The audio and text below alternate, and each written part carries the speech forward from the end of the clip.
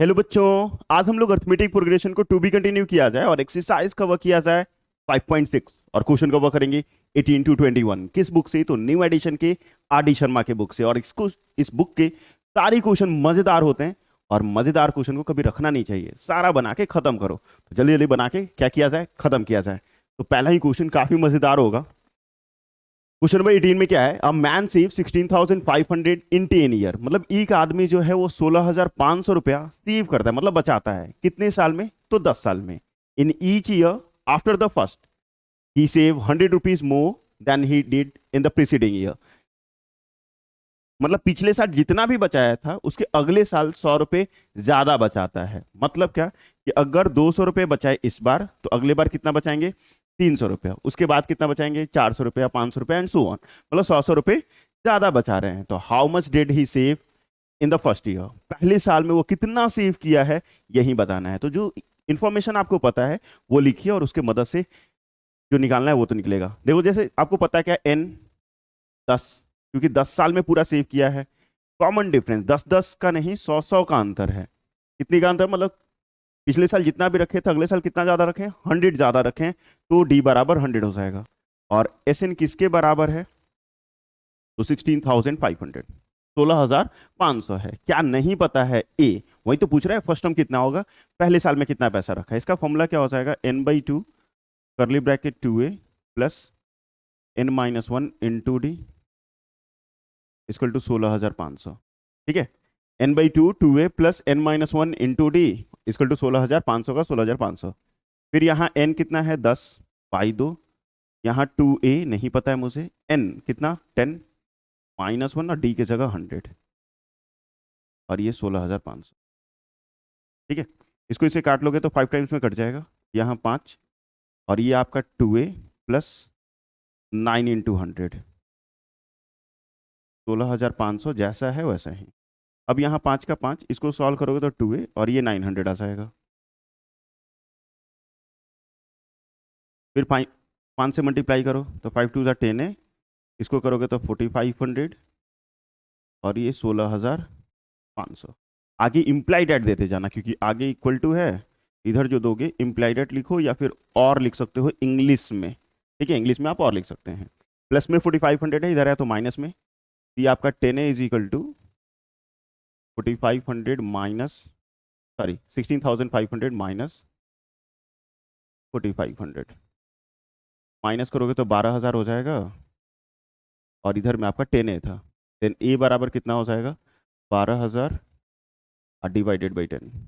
Zero से zero खत्म, सी हो जाएगा 1,200। ये बराबर, बस खत्म। इतना ही तो है। ठीक है। क्वेश्चन नंबर 18 डन हो गया। 19 देखिए। फिर से ये भी वर्ड प्रॉब्लम टाइप में है। A man save 32 during the first year. मतलब एक आदमी जो है पहले साल में 32 रुपये बचाता है। 36 इन द सेकेंड ईयर। मतलब पहला साल में 32, 32 अगले साल में 36। And in the end these way he increase he saving by 4 rupees every year. और इस तरीके से वो जो आदमी है हर साल 4 रुपये बढ़ाते जाता है। Find in what time his saving will be 200। मतलब कितने साल के बाद उसका सेविंग जो है वो 200 के बराबर हो जाएगा। सेविंग 32 से कर रहा है और 200 ही पूरा का पूरा। क्या आदमी है वो यार। ठीक है। मतलब यहां से अगर ए देखोगे फर्स्ट टर्म तो वो 32 हो जाएगा, क्योंकि पहले साल में 32 रखा था। कॉमन डिफरेंस, तो आगे से पीछे वाले को माइनस करोगे, सेकंड ईयर से फर्स्ट ईयर को माइनस कीजिएगा, तो आपका कॉमन डिफरेंस आ जाएगा 36 माइनस 32, तो ये से 4। ठीक है। और एस एन किसके बराबर है? 200 के बराबर। एस एन सम पूरा पैसा कितना होना है? 200। तो एन पूछ रहा है नंबर ऑफ टर्म, मतलब कितने साल में हो जाएगा, तो एन पूछा जा रहा है क्योंकि ए और डी दिया हुआ है। फॉर्मूला अगर लगाइएगा यहाँ तो n/2 करली bracket 2a plus n-1 × d। ठीक है। फिर n/2 की जगह नहीं पता तो ऐसे ही रहेगा। 2a ए की जगह 32 प्लस इस n के जगह तो नहीं पता, -1 और d की जगह 4 इक्वल टू 200। सॉल्व करो थोड़ा सा। n/2, ये तो 2 को डिवाइड में है, उस तरफ जाएगा तो मल्टीप्लाई, या फिर रहने दो कोई दिक्कत नहीं है, इधर से भी हो जाएगा। ये 32 दूनी 64 प्लस 4n-4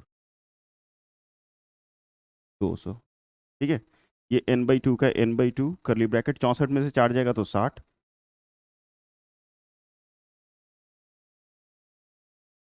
64 माइनस 4 60, 4n का 4n, और बाकी जैसा था वैसा ही।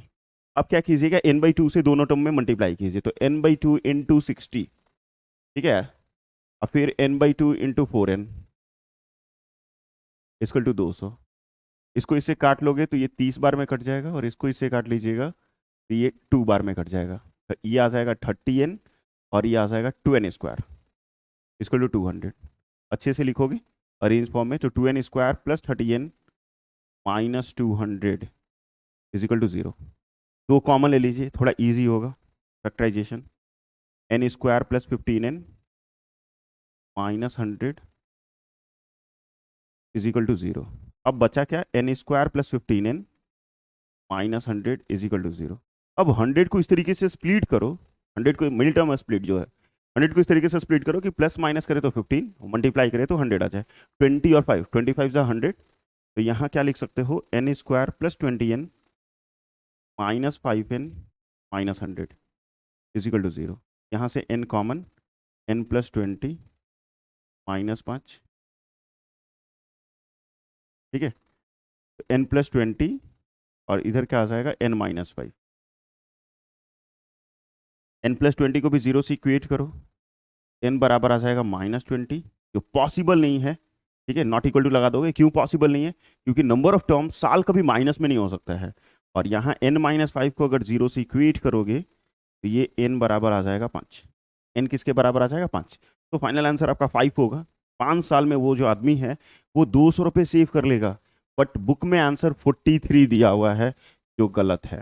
ठीक है, बुक में जो आंसर 43 है वो गलत है। क्यों गलत है, गलत है यार बस, क्योंकि 5 आ रहा है तो 43 तो गलत ही होगा ना। ठीक है, चलो 19 के बाद 20 नंबर। द ये मस्त the third term of an AP is 7 and the 17th term exceed the 3 times the third term by 2. Find the first term, common difference and the sum of first 20 term. बहुत सारा चीजें पूछ रहा है, या भी तो बहुत सारा है।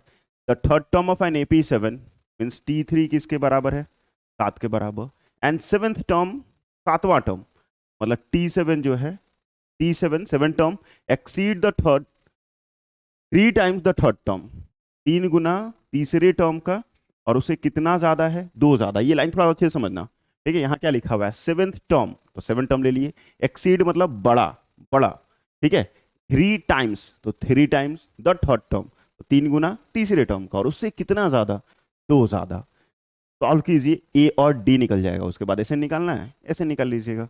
यहाँ पे अगर सम मतलब एपी का फॉर्मूला लगाओगे तो a plus N minus 1 into D is equal to 7। A तो पता नहीं है, एन पता है मुझे, डी भी नहीं पता। ए प्लस 2d किसके बराबर आ जाएगा, 7 के बराबर आ जाएगा। आप यहाँ पे ए बराबर ऐसे लिख सकते हो, 7 माइनस 2d, 7 प्लस में, और ये 2d प्लस में उधर जाएगा तो माइनस में, ऐसा लिख के छोड़ सकते हो। और इसको सिंप्लीफाई कीजिए तो यहाँ भी हो जाएगा a plus 7 minus 1 into D. एक बार फॉर्मूला मेंशन कर दिए तो दोबारा एक ही क्वेश्चन में मेंशन करने की जरूरत नहीं होता है।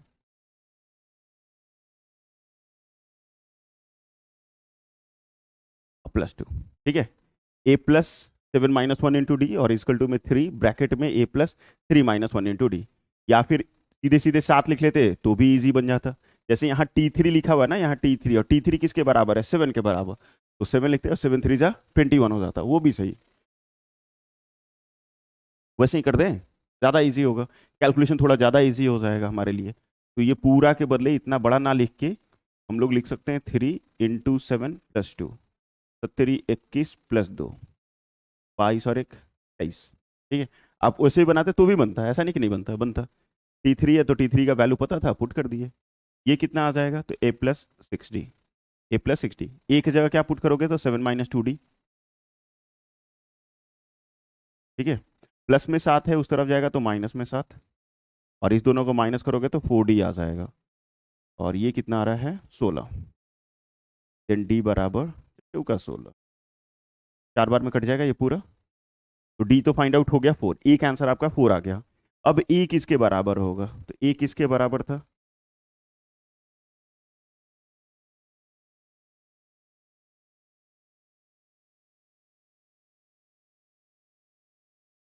ठीक है, -1 आ गया, a कितना हो गया, -1, t कितना हो गया 4। तो दो टर्म तो आपके आ गए कि फर्स्ट टर्म और कॉमन डिफरेंस, ये दो पूछ रहा था। नेक्स्ट पूछ रहा है सम ऑफ फर्स्ट 20 टर्म S20, तो S20 के लिए क्या करोगे, n/2 फॉर्मूला जरूर मेंशन कीजिएगा हर क्वेश्चन में, 2a plus n-1 into D, और करली ब्रैकेट बंद, n की जगह कितना 20/2, 2a, a कितना है -1 प्लस 20 - 1 इंटू डी, डी कितना आया था 4, इसको इससे काट लोगे तो 10 बार में कट जाएगा, और करली ब्रैकेट -2, 19 चौक 73,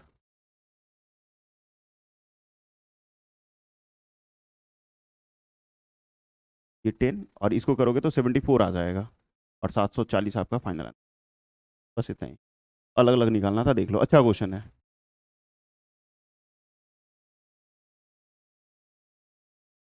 ठीक है, नेक्स्ट 21 में अगर देखा जाए तो 12 term of an AP is -13, 12वां टर्म मतलब 12 टर्म जो है किसी एपी का वो -13 है, and the sum of first 4 term is 24, पहला 4 टर्म का सम जो है वो 24 है, what is the sum of first 10 term, अगला 10 टर्म का, मतलब अगला नहीं, पहला 10 टर्म का सम कितने के बराबर होगा, ये फाइंड आउट करना है। तो दिया क्या है डाटा वो लिखो, तो 12 term of an AP is -13, मतलब T12 equal to -13, and the sum of first 4 term is 24, S4 24 है, इसका फॉर्मूला लगाओगे तो a plus 12 - 1 into d equal to -13, a plus 11d equal to -13, a बराबर क्या लिख सकते हो, तो -13, d तो पता ही नहीं है, -11d, प्लस में 11d था उधर गया तो माइनस में, इसमें वैल्यू पुट कीजिएगा और क्या कर सकते हैं, यहाँ पे क्या हो जाता है n/2 करली ब्रैकेट 2a प्लस n-1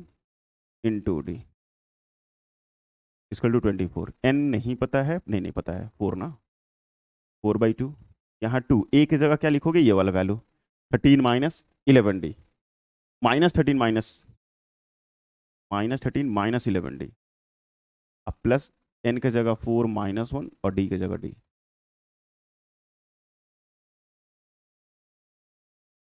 और यहाँ 24 का 24, इसको इससे काटोगे तो कितना आ जाएगा 2 बार में, और ये 2 नहीं मल्टीप्लाई कर लीजिए 2 से, -26 हम -22d, और ये आ जाएगा 3d 24। ठीक है, अब क्या कर सकते हैं, प्लस माइनस कर सकते हैं, और तो कुछ करेंगे नहीं, तो यहाँ से अभी हम फिलहाल 2 उधर नहीं भेजते, भेज देते तो ज़्यादा इजी होता, ऐसे भेज तो सकते हैं ना, 2 मल्टीप्लाई में, इधर आए तो डिवाइड में, डिवाइड कर लेंगे, और यहाँ बच जाएगा -26 प्लस माइनस माइनस -19d, क्योंकि 22 में से 3 जाएगा तो 19 बचेगा, बड़ा का साइन माइनस है तो माइनस रहेगा, और ये 24/2 12 means -19d is equal to 12 plus 26, 8 3 38 और -19, तो d किसके बराबर आ गया, -2 के बराबर, d किसके बराबर फाइंड आउट किए, -2 के बराबर, e कितना हो जाएगा तो वो निकाल लेते हैं हम लोग यहाँ। ठीक है, a किसके बराबर हो जाएगा, a बराबर -13 -11d, -13 -11, d की जगह -2,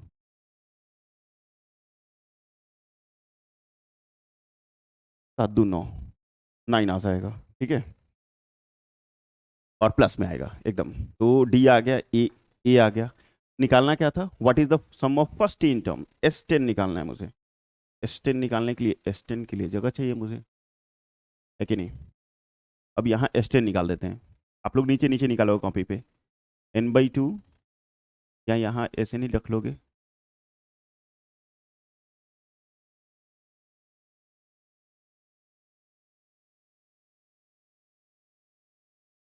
n/2 मीन्स 10/2, करली ब्रैकेट 2a, a कितना आया 9, a किसके बराबर है 9 के बराबर, प्लस 10 - 1, और d किसके बराबर है -2 के बराबर,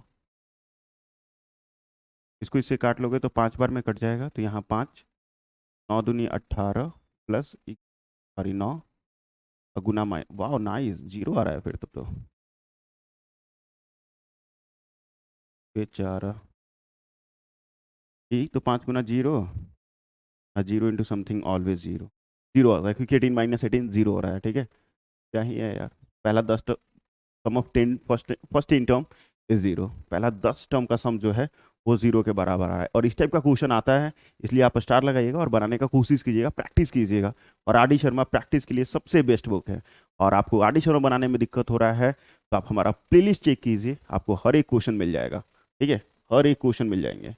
और इसी के साथ ये वीडियो खत्म होता है यहीं। थैंक यू सो मच यहाँ तक कंप्लीट देखने के लिए।